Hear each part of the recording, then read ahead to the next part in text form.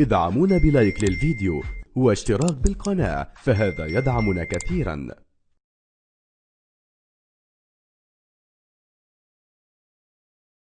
تأتي يا سلام، الله، جول جميل، جول جميل وهدف أول في المباراة لمصر. هل يفعلها لارس شتندل؟ جول لارس شتندل الكابيتانو يتقدم لمونشونغلادباخ في بروسيا بارك بهدف من علامة الجزاء. إذا الهدف يأتي وفق فرصة للارس شتندل والراس جول.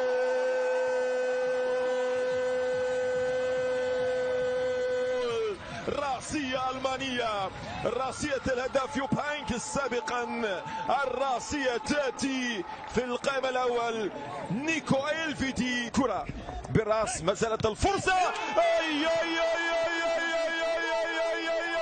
أي جول، جول زلطنها بريلين بولو، زلطن هذه الكرة وضعها في الشباك.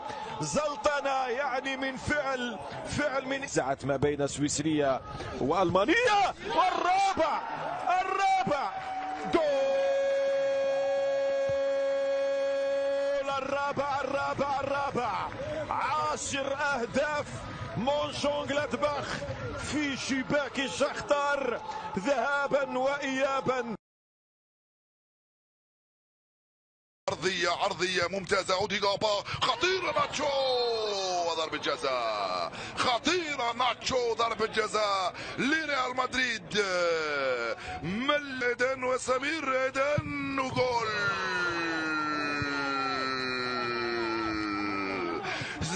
ايدن هازارد يهز الشباك ويفتح مجال التسجيل للريال ويعقد من امور الانتر، لان فوز الريال يخليه ب7 ويخلي الانتر في المؤهل. لوكاس فاسكيز وبابا جول، وبابا جول. 10 ثواني كانت كافية لرودريغو، جول، تحفة فنية رائعة من لوكا مودريتش للوكاس فاسكيز، من لوكاس فاسكيز كرة جول.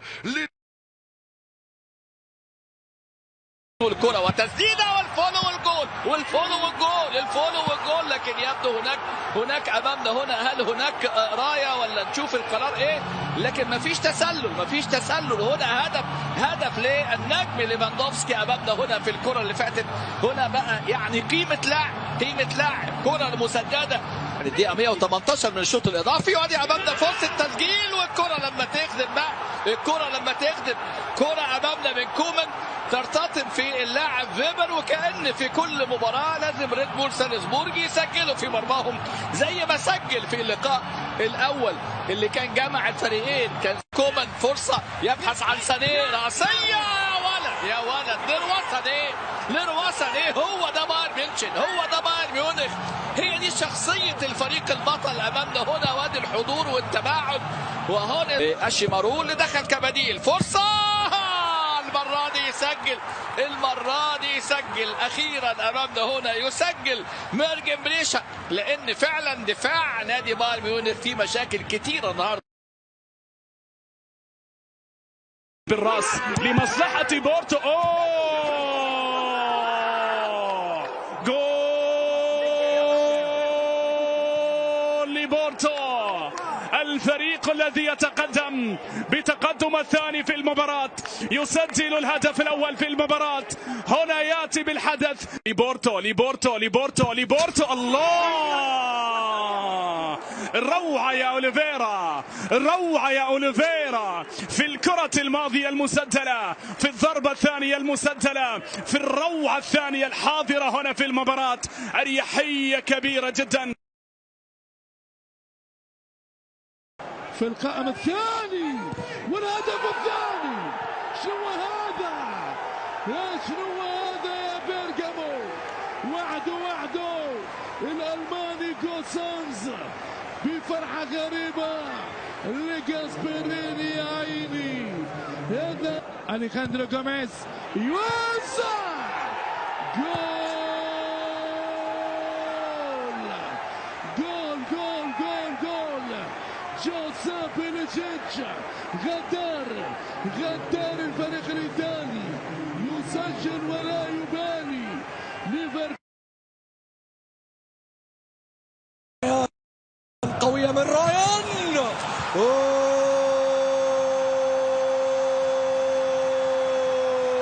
صاروخ صاروخ صاروخ صاروخ عابر هنا لمصلحة أجاكس. اعتدت كرة الثاني، فرصة الثاني، مزراوي.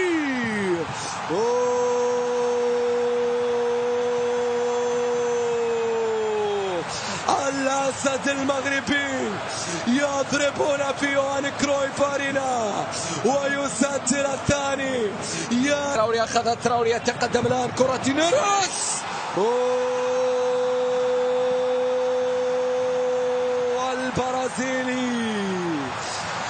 البرازيلي رونيريس يسجل الثالث. كرة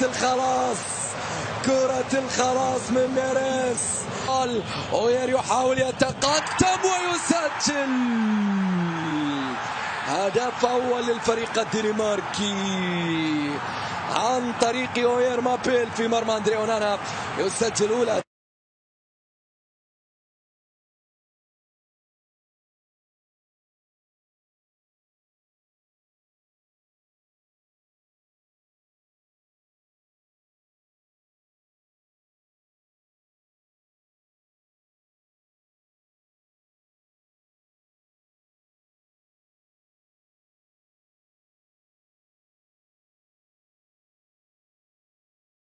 السلام عليكم، ازيكم يا اغلى اخوات واحلى حبايب.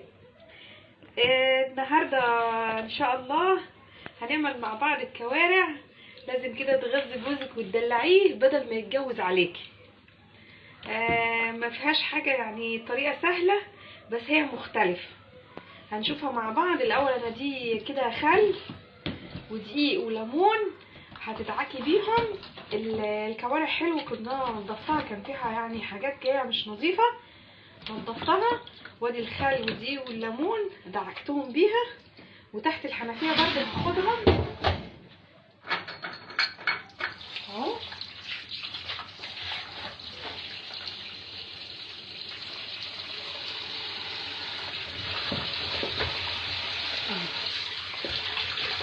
سيبيهم بقى منقوعين فيها حبه على ما نعمل ايه، هوريكم هنعمل ايه. هاخد الطماطم والفلفل، لسه ما عايزه اغسلهم. طماطم والفلفل والبصل والثوم واديهم ضربه بحبه ميه في الخلاط عشان نشوف هنعمل ايه. هعملهم وارجع لكم.